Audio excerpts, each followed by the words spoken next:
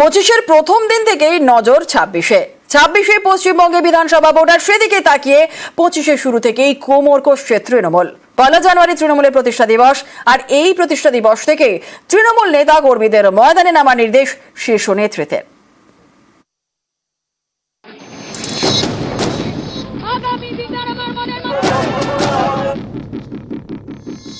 পয়লা জানুয়ারি তৃণমূলের প্রতিষ্ঠা দিবস।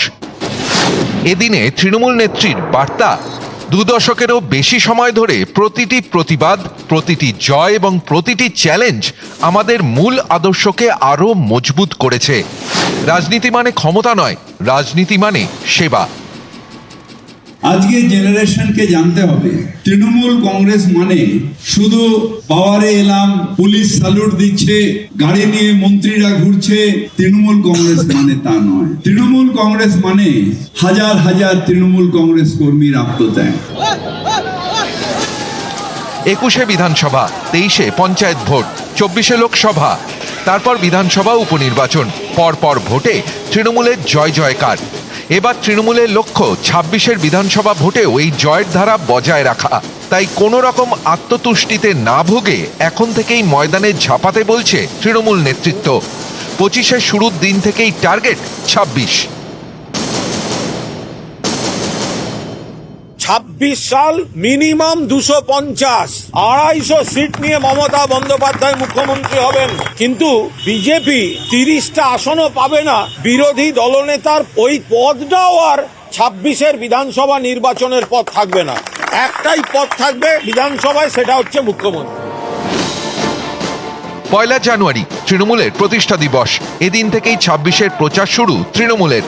26-এ বিধানসভা ভোটকে সামনে রেখে এখন থেকেই দলের নেতাকর্মীদের ছাপানোর নির্দেশ দিয়েছে তৃণমূল শীর্ষ নেতৃত্ব।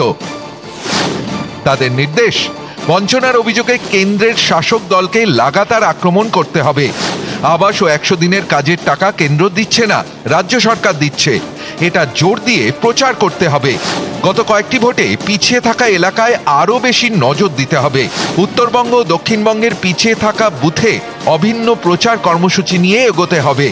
পিছিয়ে থাকা বুথে প্রয়োজনে সাংসদ বিধায়কদের প্রচারে যেতে হবে। রাজ্য সরকারের কাজের খতিয়ান তথ্য দিয়ে বারবার তুলে ধরতে হবে। যত বেশি সম্ভব বাড়ি বাড়ি গিয়ে প্রচার করতে হবে। চা বাগানে বিশেষ নজর দিতে হবে।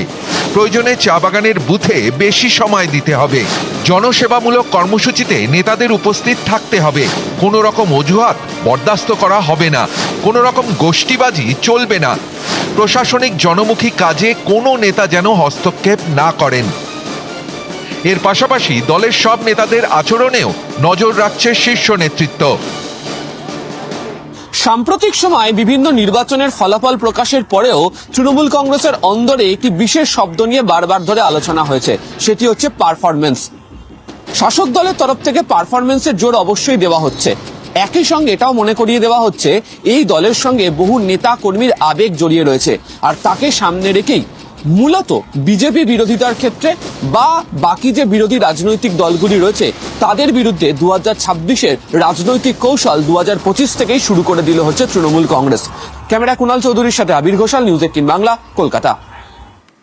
নতুন বছরের প্রথম দিন, আর প্রথম দিনই ভাঙড়ে তুল কালাম। আরাবুল ইসলামের গাড়িতে হামলা, ভাঙচুর, তার অনুগামীদের মারধর। অভিযোগের আঙুল ভাঙড়ের তৃণমূল পর্যবেক্ষক শওকত মোল্লার অনুগামীদের দিকে। মানতে নারাজ শওকত, পরিস্থিতি নিয়ন্ত্রণে আনতে লাঠিচার্জ করতে হয় পুলিশকে। কে আরাবুল ইসলাম আমাদের দলের কোনো জায়গায় নেই। শওকত মোল্লা কেউ না দলের, বিধায়ক তিনি। হুইজ শওকত মোল্লা? শওকত মোল্লার কি আছে? অবজারভারের কি আছে? আমি কনভেনার আছি এখনো পার্টির। কে শওকত মোল্লা? বুধবার সকাল নতুন বছরের প্রথম দিনেই গোষ্ঠীদ্বন্দ্বে গরম ভাঙড়।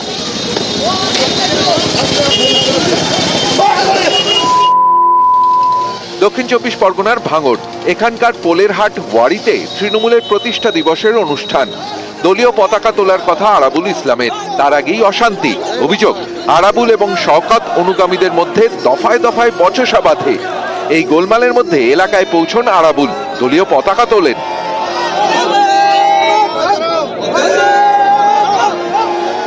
আরাবুল এলাকা ছাড়ার সময় তার অনুগামীদের বেধড়ক মারধর করা হয় বলে অভিযোগ।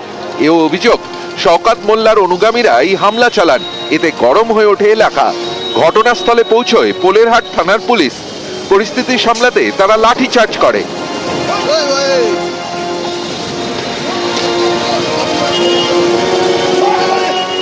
গন্ডগোলের মাঝে আরাবুলের গাড়িতে ভাঙচুর চালানো হয়।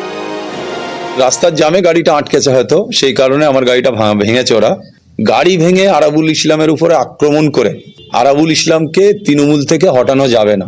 যারাই গাড়ি ভাঙুক আর আমার উপরে আক্রমণ করুক, এটা পরিকল্পনা করে করেছে। শওকত মোল্লা নিজে 6 লেনে বসে আছে, আমার উপরে হামলা হচ্ছে। শওকত মোল্লার নির্দেশে কয়েকজন কুখ্যাত সমাজবিরোধীরা আমার গাড়ির উপরে আক্রমণ করেছে।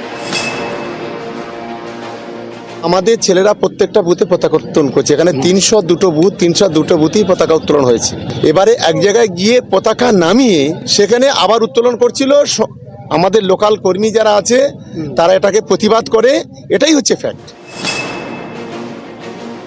কে আরাবুল ইসলাম আমাদের দলের কোনো জায়গায় নেই। শওকত মোল্লা কেউ না দলের, বিধায়ক তিনি। হুইজ শওকত মোল্লা? শওকত মোল্লার কি আছে? অবজারভারের কি আছে? আমি কনভেনার আছি এখনো পার্টির। কে শওকত মোল্লা? সংঘাত নিয়ে সরাসরি কোনো মন্তব্য না করলেও বার্তা দিয়েছেন ফিরহাদ হাকিম। আজকে এমন একটা অবস্থা যেখানে শিয়ালদা স্টেশনের ওপর দিয়ে ঢিল মারলে যার মাথায় পড়বে সেই তৃণমূল কংগ্রেস করে। সুতরাং আমি বলবো না যে তৃণমূল কংগ্রেস যারা করছে তারা গঙ্গা জলে চান করে এসছে। মাথা গরম মানুষ আছে, তাদেরও বোঝাতে হবে। আবার নিশ্চিতভাবে অসৎ মানুষ আছে, তাদের থেকেও সতর্ক থাকতে হবে। এবং আমাদের নেতৃত্ব সেদিন সন্দেশখালিতে বললেন যে বাজে লোকেদের ডাকলে যাবেন না। সুতরাং এগুলো হচ্ছে ইঙ্গিত যে খারাপ মানুষকে ত্যাগ করুন, সত্যিকারের ভালো মানুষের পাশে থাকুন। ভাঙড় থেকে কল্যাণ মণ্ডল, নিউজ 18 বাংলা। বীরভূমে মুকুট বদল। প্রতি বছর 1 জানুয়ারি থেকে হয় নানুর মিলন মেলা। আর এই মেলা কর্তৃপক্ষ 2021-এ অনুব্রত মণ্ডলকে পরায় রূপোর মুকুট। এবার রূপোর মুকুট কাজল শেখকে।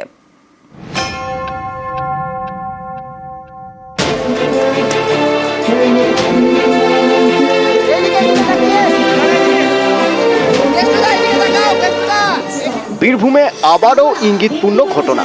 নতুন বছরের প্রথম দিনে নানুর মিলন মেলায় এবার কাজল শেখকে রূপোর মুকুট। 2021-এ রূপোর মুকুট ছিল অনুব্রত মণ্ডলের মাথায়।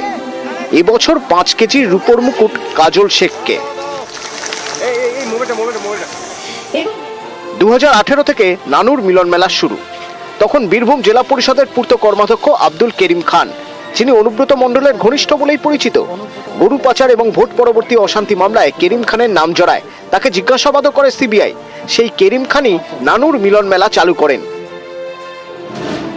2018 সালে নানুর মিলন মেলা কর্তৃপক্ষ অনুব্রত মণ্ডলকে দেয় রূপোর ঢাক। পরের বছর পাঁচন, হাল এবং বলদ সবই রূপোর। 2020 সালে রূপোর ঢাল তলোয়ার, 21-এ রূপোর মুকুট। 2022 সালে গরু পাচার মামলায় অনুব্রতকে গ্রেপ্তার করে সিবিআই। পরের 2 বছর মেলা হলেও কাউকে উপহার দেওয়া হয়নি। এবছর তিহার থেকে বাড়ি ফিরেছেন অনুব্রত জেল মুক্তির পর এবার প্রথম নানুর মিলন মেলা। এবার আর এই মেলার দায়িত্বে নেই অনুব্রত ঘনিষ্ঠ আব্দুল করিম খান। সেই মেলাতেই এবার মুকুট বদল। কাজল শেখকে দেওয়া হলো রূপোর মুকুট।